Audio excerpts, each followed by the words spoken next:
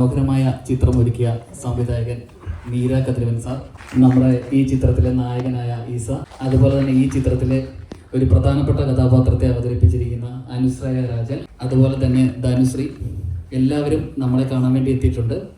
അപ്പോൾ ഞാൻ ഈ സിനിമയുടെ ബാക്കി കാര്യങ്ങൾ നിങ്ങളോട് സംസാരിക്കുന്നതിനായി നമ്മുടെ ചിത്രത്തിൻ്റെ സംവിധായകൻ്റെ കയ്യിലേക്ക് കൈമാറുകയാണ്.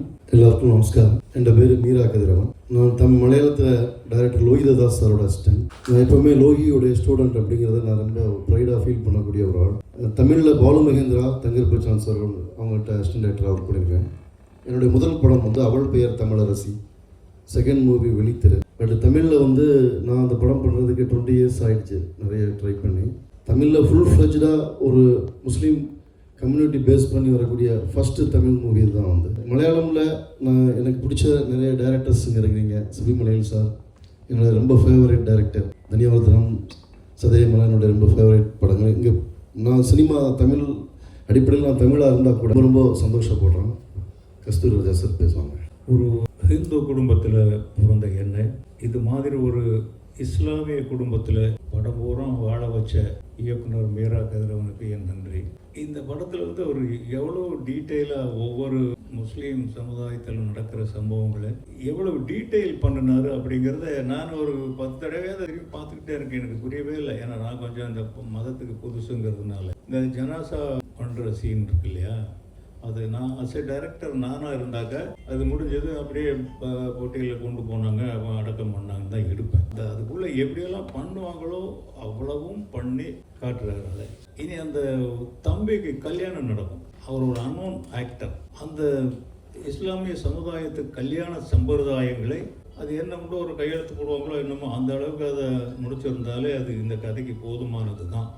இவ்வளவு டீட்டெயில் பண்ணி எப்படி டெக்கரேட் பண்ணுவாங்க, எப்படி பந்தல் போடுவாங்க, என்னென்ன பேசுவாங்க, இதெல்லாம் டீட்டெயிலாக எடுத்தார். இல்லை அந்த சுன்னத் பண்ணுறது கூட அப்படித்தான். ஒரு சின்ன குழந்தைய வச்சுக்கிட்டு அந்த இடத்துக்கு அவ்வளோ ஃபுட்டேஜ் தாங்குமா என்ன அப்படின்னு யோசிக்காமல் அது டீட்டெயிலாக பண்ணார்.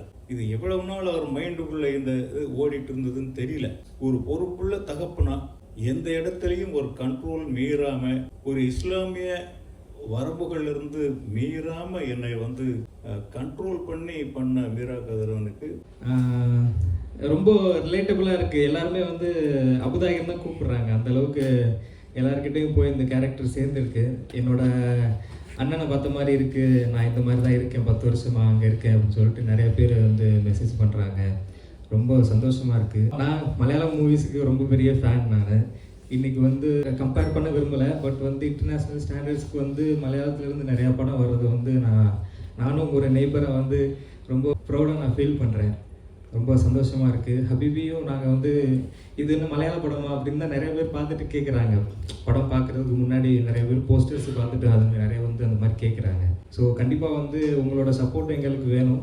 நீங்களும் படத்தை பார்க்கணும். பார்த்துட்டு படத்தை பற்றின விஷயங்களை வெளியில் ஷேர் பண்ணிவிட்டு வெளியில் கொண்டு போய் சேர்க்கணும்னு நான் உங்ககிட்ட ரெக்வஸ்ட் பண்ணிக்கிறேன். ரொம்ப நன்றி, தேங்க்யூ. ஒரு தியேட்டரில் 2 ஜென்ஸ் கண்ணீர் விட்டு அழுதுகிட்டே பேசுகிறாங்க. ரொம்ப நன்றிங்க, இந்த மதத்துக்கு நீங்கள் இப்படி ஒரு தொண்டு பண்ணியிருக்கிறீங்க, ஏன் இவ்வளவு நாள் இப்படி ஒரு படத்தை എടുക്കல அப்படின்ட்டு. இந்த 2 നാளைக்குள்ளேயே நிறைய ഇൻക്രീസ് ആയിരിക്കും. ഈ വനിതാ വിനീതയിൽ എപ്പോഴും താങ്ക്യൂ. വനിതാ വിനീതയിൽ എപ്പോഴും പടങ്ങൾ കാണാൻ വന്നിട്ടുള്ള ഞാൻ ലാസ്റ്റ് മന്ത് എൻ്റെ മധുവിധു സിനിമയുടെ കണ്ടു.